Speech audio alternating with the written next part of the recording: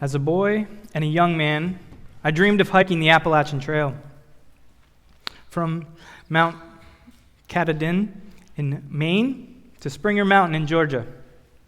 However, the reality of that today is pretty slim. I have found the pursuit of family, friends, and faith significantly more meaningful and valuable than the dreams of a young man. However, it did leave me with a joy for the challenge and delight of a good hike. See, stories are similar to trails. There are highs and lows along the way, and there are all sorts of things to see. You find different things. As we've been traveling down the trail of the Gospel of Mark, my hope is that you have seen some of the beauty of the inspired Word of God. Along the way, we have learned some things that have been helpful to the Christian life, but those weren't the goals of the author. You see, the ultimate goal is that we get to the passion of the Christ and the resurrection, to see the glory of God and worship Him and adore Him forever and ever. I would suggest that that is the true purpose of Bible study as well. Loved ones, to increase our love and our affection for our triune God, so that He can receive more glory. However, along the way of the goal of the Bible study, we grow and we catch glimpses of the majesty of God. In Mark, there are opportunities that come along, like a hiker that comes along to a clearing, and he comes across a vista. And we should always pause and revel in those times. Let's enjoy the journey together. I hope you're enjoying the journey. I certainly have been.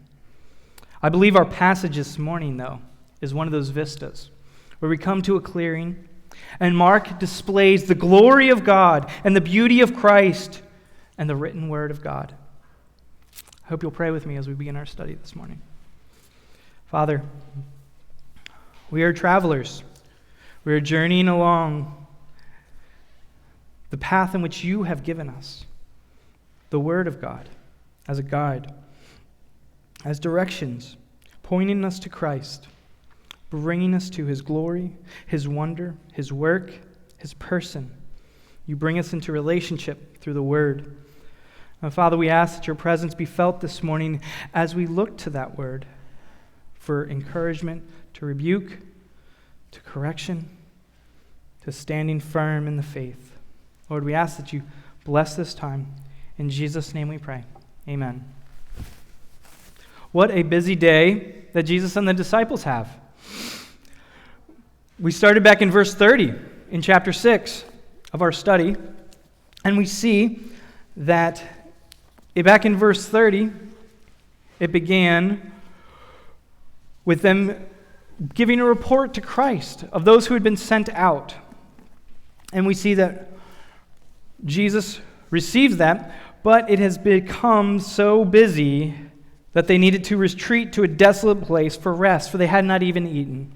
And when they get there, they find more people. And so Jesus feeds 5,000, like we saw last week. And now, the day is getting late, time is moving on, and another 3-hour tour on the Sea of Galilee for the disciples. Yet 3-hour tours never end up being 3-hour tours, do they? In our study, we have 4 points as we are going to see, as we take in the glory of Christ this morning. First, we see the people dismissed, Jesus decompressing, a disturbing meeting, and disappointed disciples. So, first we see the people dismissed. Looking back at verse 45, we see Mark telling us, immediately he made his disciples get into the boat. So he's fed them, he's fed all the people, they've collected all the leftovers, and he gathers his disciples and sends them in a boat to the other side, to Bethsaida. And then he begins dismissing the crowd. He sends the people away. Let's read those verses again. Immediately he made the disciples get into the boat and go before him to the other side, to Bethsaida, while he dismissed the crowd, and after he had taken leave of them, he went up on the mountain to pray. He sends his disciples away, he disbands the crowd, and then he retreats to prayer up on the mountain. You see, Jesus seeks out time for solitude with God. Mountains are oftentimes in Scripture pointed to as places that are holy, places that are places that we can meet with God, points in which we can turn to God, that we can reflect and reach up to the heavens, if you will. We see this time and time again in Scripture, where the prophets, the patriarchs, the disciples, Jesus retreat to mountaintops so that they can be closer to God. Not because there's something significant about the height or elevation necessarily, but it's the point of getting away from everything else, reaching up, going up to a place that is intended to be closer to God. And Jesus here, we see him prioritizing the presence of God over everything else. He sets aside time for refreshment, for spending time in prayer, looking to the Father to recharge his batteries. As a parent, I've often encouraged my children to understand themselves so they know how they can be refreshed. One of the most difficult things about being a young person was that I never quite understood how I could become refreshed.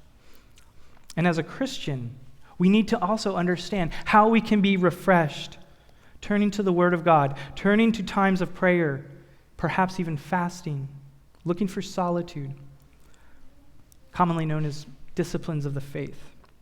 How is it that we are refreshed in God? So Jesus has dismissed his disciples, he's dismissed the crowd, and he has spent time alone with God. And in verse 47, we pick up again, and he says, "And when evening came, the boat was out on the sea, and he was alone on the land. And he saw that they were making headway painfully, for the wind was against them. And about the fourth watch of the night, he came to them, walking on the sea. And he meant to pass by them." I'm going to pause there, because we saw that Jesus had gone up to the mountain to pray, and he has come and he has decompressed a little bit. He has spent time with God. He's been refreshed in God.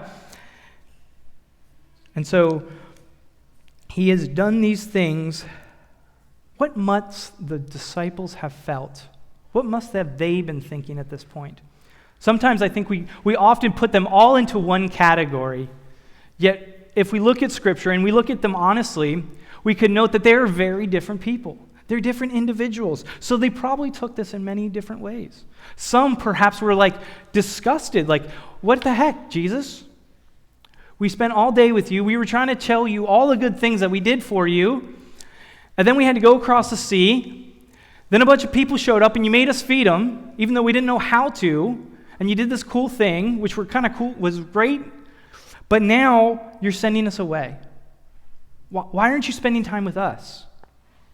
Perhaps some of them were excited, thinking they were being sent out again so that they could do more work for God. And maybe others were just discouraged because they were standing there in the boat, struggling against the wind, thinking, how could he send us out to sea again in another storm, and we struggle? I wonder what the disciples are feeling. I wonder what they were thinking through this period. I'd imagine it probably changed throughout the course of the time. You see them struggling. Jesus sees them struggling. We know that this, from the time markers in which Mark gives us, it is sometime after 3 p.m. and before dark when Jesus sees them. And he makes note that he sees them struggling. He's not forgotten them. And I paused here because we see language here that reflects Exodus chapter 33. You see, what happens in Exodus chapter 33? If you have your Bibles, I'd encourage you to open with me. If not, that's okay. Listen. I'll do my best to explain as best I can. We see in Exodus 33, starting in verse 12, where Moses begins to intercede for the people of Israel. They're at Mount Sinai. Moses has come down with the Ten Commandments, and he has found the people worshiping at the golden calf.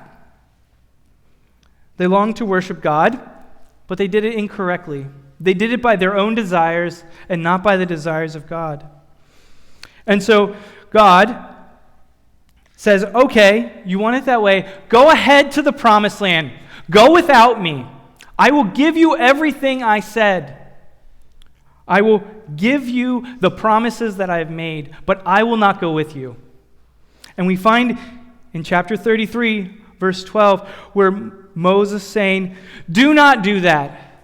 Don't go, don't send us without you, for that is what we need. Moses intercedes for the people, and we see him interceding, saying, do not... In verse 12 it says, see, you say to me, bring up this people, but you have not let me know whom you will send with me. Yet you have said, I know you by name, and you have also found favor in my sight. We see that Moses is petitioning God for the people, interceding on their behalf, looking for him to not just keep his promises, but be present with them. And then he makes a particular request later in that chapter. In verse 18, he says, Moses said, please show me your glory. And he said, I will make all my goodness, he being God, I will make all my goodness pass before you, and will proclaim before you my name, the Lord. And I will be gracious to whom I will be gracious, and will show mercy on whom I will show mercy. And then in verse 20 he says, but he said, you cannot see my face, for man shall not see me and live. And so God goes on and he tells Moses to hide in the cleft of the rock. Perhaps that phrase comes out as we have sung it many times in hymns, have we not? And God hides his hand over Moses, and he says, I'm going to pass before you. I'm going to pass all my glory before you, Moses. And then when I've passed by you, I will let you see my backside. You can't see my face, Moses, but you can see the backside. For if you saw my face, you would die. You see that? How God passes before Moses to show him just a glimpse of his glory. Just a glimpse is what Moses is hoping for there. And that's all he gets, for it is for his own good. So back in Mark, we see, what does Jesus intend to do? But to pass by his disciples. Now, there's a couple understandings of this, and I think both actually apply personally. One is that it could be that the author is just saying, it's just the perspective of the disciples that Jesus looked like he was walking by them on the sea. And the other is that, no, he's actually intending to pass by. He's saying the same thing that he said to Moses there in Exodus 33. And I think both are actually accurate. I think you can read both of them here and say, those don't disagree with one another. They go together. And I think we can see that in this chapter as we look at the whole context of Mark. As we've been referencing several times the book of Exodus in particular, but also the Old Testament and the relationship of Moses and Jesus. We see time and time again of this association with Jesus and Moses. And where does that come from? Perhaps you've been asking that yourself, and I hadn't explained it very well. That comes to us from Deuteronomy chapter 18, verse 15, where it says, the Lord your God will raise up for you a prophet like me from among you, from your brothers. It is to him you shall listen. Moses is telling the people just before his death, before he comes to the end of his life, he is telling them that God is going to raise up one from among you that is greater than me, one to be a prophet like myself. You see, when the Jews look to the Old Testament, they look at Moses as the greatest of the prophets, the one who brought the law to them. And we're so grateful for the book of Hebrews, which goes on to great detail to explain to us how much better Jesus is than even Moses. Chapter 3 especially points us to that, how much better than Moses Jesus is because of his work and his person. We see Jesus did not forget about them in the struggle. God does not forget about us in the struggle. The Psalms are a great example of that, aren't they? Of the wrestling with our lived experiences. And we see the long suffering of God and his faithfulness to us. Just consider the ministry of the Apostle Paul. It wasn't a tour bus. It wasn't full of stadiums with hundreds of people coming to Jesus. It wasn't shaking hands and kissing babies. It wasn't electoral maps. It wasn't polling the people what they wanted, but giving them what they needed, the gospel of Christ.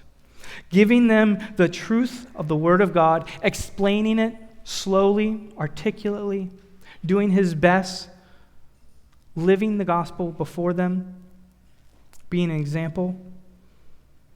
Consider the book of Acts and the examples we see in there. You see in the book of Acts, we see Peter on the day of Pentecost give a sermon, and thousands come to Christ. I think every preacher kind of dreams about that. But then we also see Stephen just a few chapters later. And we don't see increase in the kingdom that day. We actually see decrease as Stephen is put to death for his preaching with equally compelling conviction. But Stephen is given something better than what Peter got.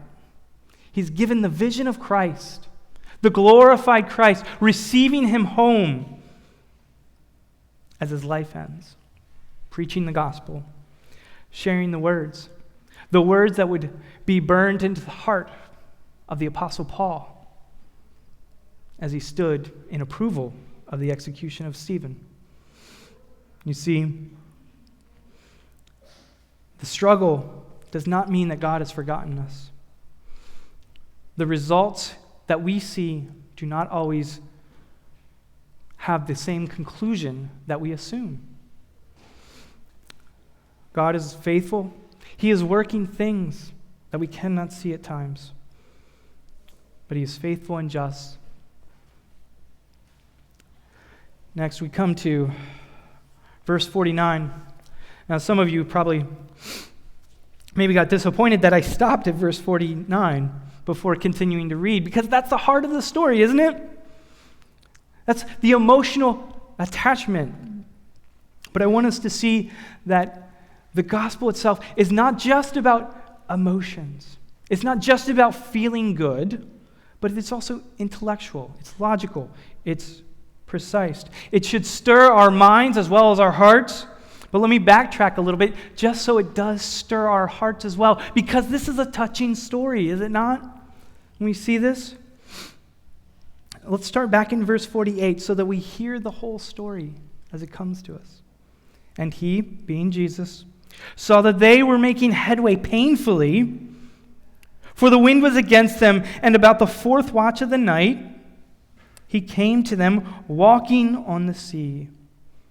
He meant to pass by them, but when they saw him walking on the sea, they thought it was a ghost and cried out, for they saw him and were terrified.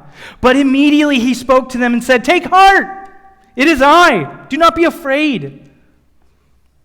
Do you hear that? Don't be afraid.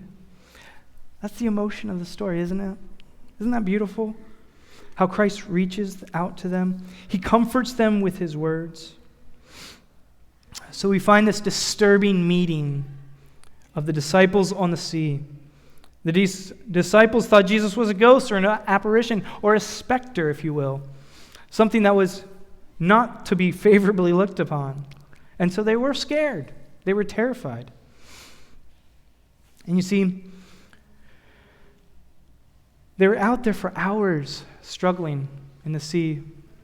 Jesus had told them sometime between 3 and dusk to go out, and we find them sometime between 3 a.m. and 6 a.m. still in the middle of the sea, struggling.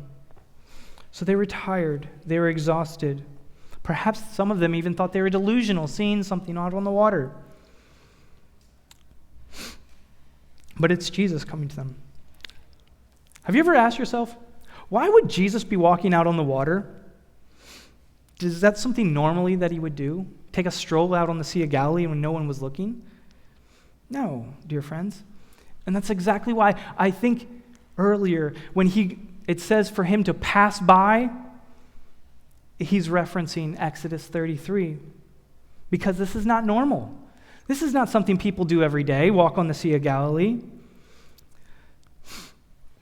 Critics will say, oh, he's just walking out by the land. He's on the shore. He's not actually on the Sea of Galilee. No, dear friend. They had been out there for hours in the sea. It says they were in the middle of the ocean, in the middle of the Sea of Galilee. They were not near land. That is why Mark tells us the destination which they had been sent to, Bethsaida, that they would be out there. And what does he say to them? He says, take heart, or take courage. It is I. Or, this is the same language that the Greek uses in the Old Testament for the personal name of God in Exodus chapter 3. I am. Ego eimi. Exodus chapter 3, you might remember as Moses and the burning bush. If you still have your finger in Exodus, you can flip there if you want. If not, that's okay. We'll look at it briefly. You see, before Moses goes to meet his people, and he sees this burning bush, he asks God, well, how are they to know that I am coming from you? Well, dear friends, because, he says, tell them I am who I am has sent me. In verse 14 of chapter 3 of Exodus. I am who I am. We see this as pointing to the aseity of God, if you want to, a $3 word this morning. You see, God's being. He is the only being with the essentialness of being himself. He has the power to be. We need the power of being. That's why we are created. He is the creator, so he exists because he exists. He's the only thing that has that. See, for anything to exist, something had to have started. And so we see he presents himself this way in his name, using the be verb there in the present tense, I am, for us. So, before we go down too deep of a rabbit hole, let us pause there. So we see that Christ uses this similar terminology, making reference to the personal name of God that is unique to the Jewish people. For when Moses presents himself before Pharaoh in Exodus, Pharaoh says, I am. I don't know this God. You see, Moses lived in a pluralistic society. He lived in a society where there are many gods, just like we do today. Yes, dear friends, there are many gods in our world, are there not? And so,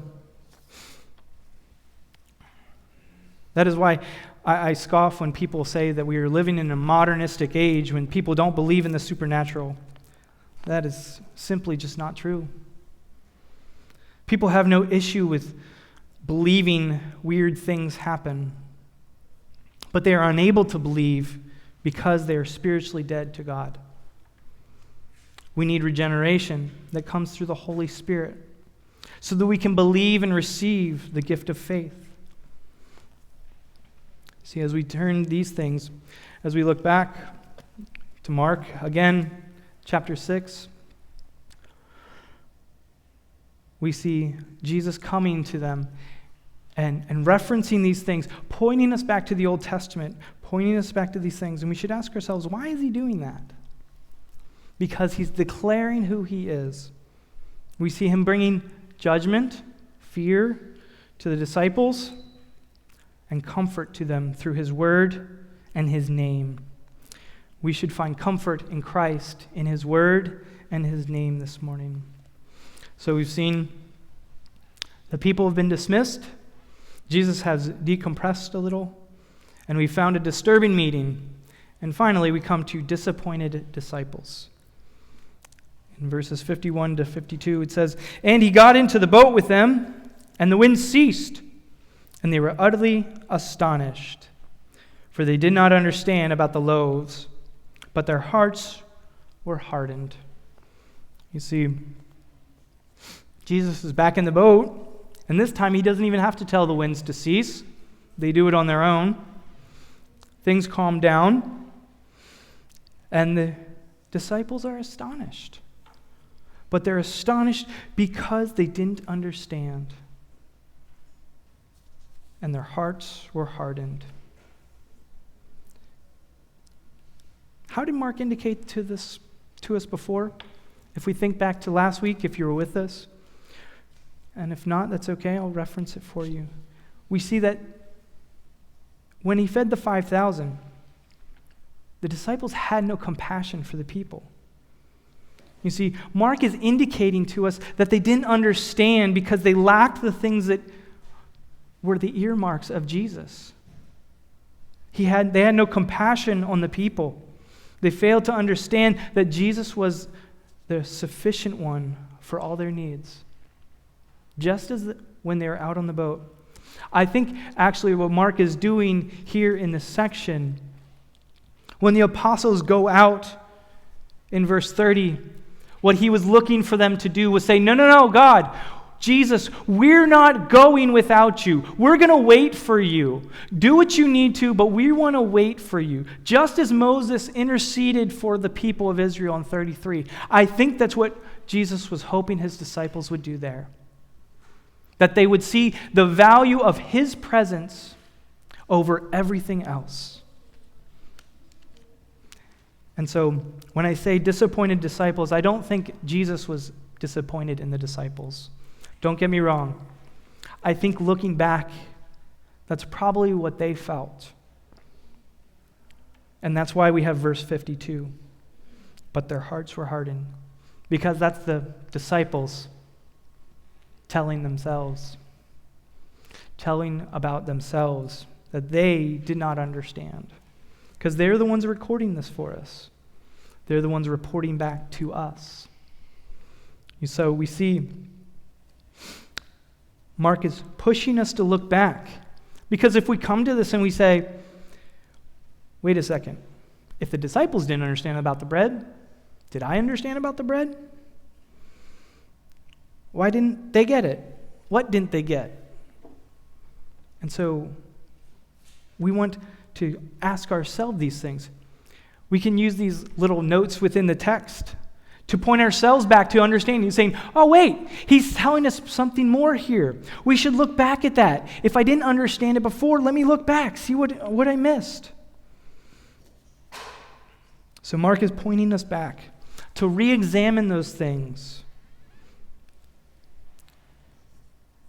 Because that's what they did. That's what Christ is pointing us to. Aren't we often disappointed in ourselves?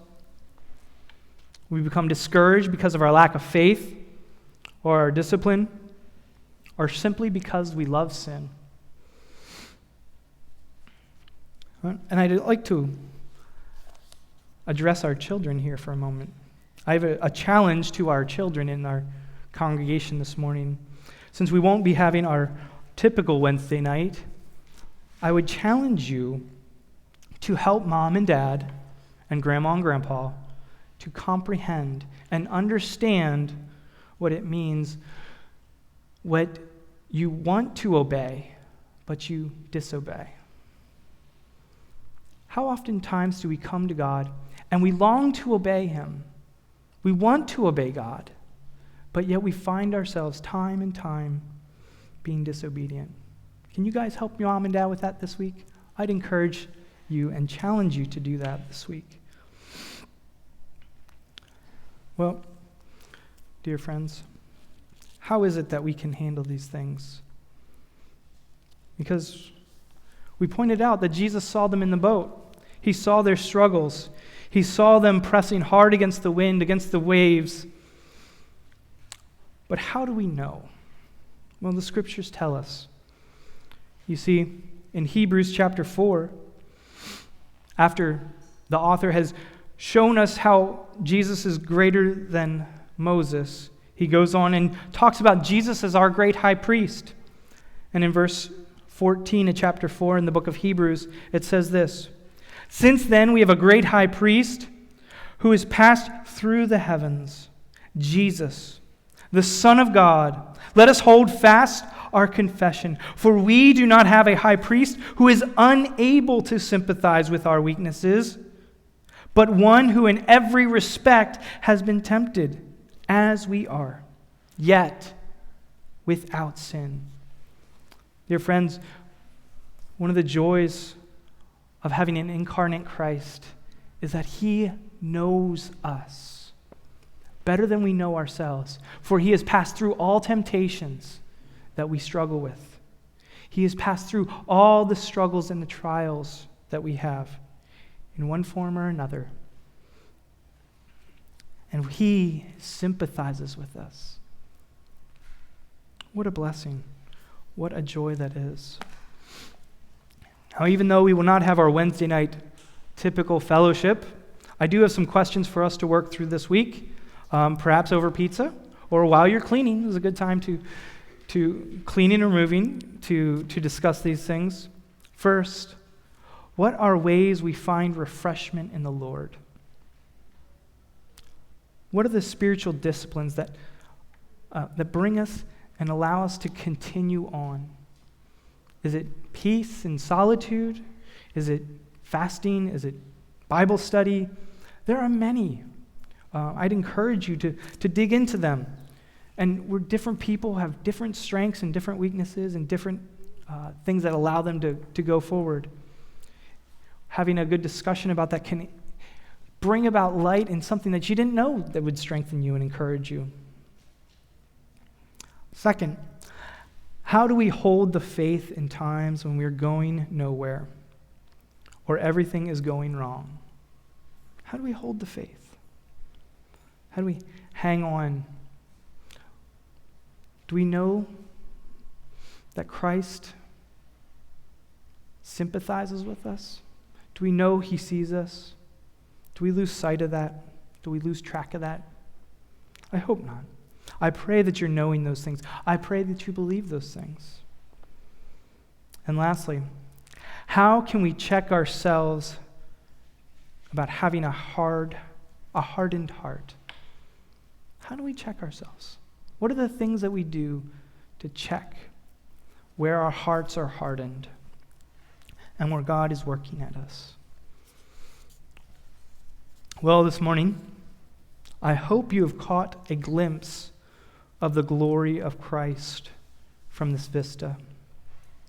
If not, don't be discouraged, for we have a high priest who sympathizes with us. You see, he stoops down from the highest of heights of his moral perfection, from the right hand of God, and he reaches down to us in the midst and muck and mire of our sin, and he is able to lift us up when we repent and believe. I hope today that you've seen that we find peace when we are in the presence of Christ, who has joined us to himself by the Spirit of God in the regeneration or the new birth. When this occurs, we finally, after the struggle, the pain, the frustration of life, find peace in the presence of God. This peace comes to us through the person and work of Jesus Christ. Don't be deceived. This doesn't mean the woes of life simply melt away. There will still be struggles, but you've not been abandoned by Christ, but he sees you. Your church family sees you. Let us pull together and struggle together. Don't be alone. You're not alone. We're here for one another. We are to bear each other's burdens. We're to lift each other up, to pray for one another, encourage one another, find comfort in one another. So as we reflect today, I would challenge each of us to pray that the Spirit of God would search our hearts this morning, convict us of where we've been hardened, to help each other and to help each of us to repent and submit to the Spirit so that we might enjoy God and give Him the glory that He's worthy of. Beloved, the best is yet to come. You see, we're only partway up the mountain. When we reach the top, we will find the magnificent view of the glory of Christ and the cross and the empty tomb. Keep your eyes up. Keep your head up. Press towards the passion of Christ. Let us pray. Father, oh, what a glorious thing to see your word, how you've revealed yourself to your people through the generations, how you've revealed yourself to the apostles and the prophets, how you've revealed yourself to Moses and made yourself most known in Christ our Lord. As we wrestle and grapple with these things, these truths of Scripture, Father, we need you. We are struggling. We struggle with the words. We struggle with the ideas. We struggle with the world around us, drawing us to sin when we long to obey. Father, may the Spirit break our hardened hearts that we might cast our burdens onto Jesus and be refreshed and given hearts of flesh so that we may walk with Christ, know the peace of God, and proclaim it to all who will hear. In Jesus' name we pray. Amen.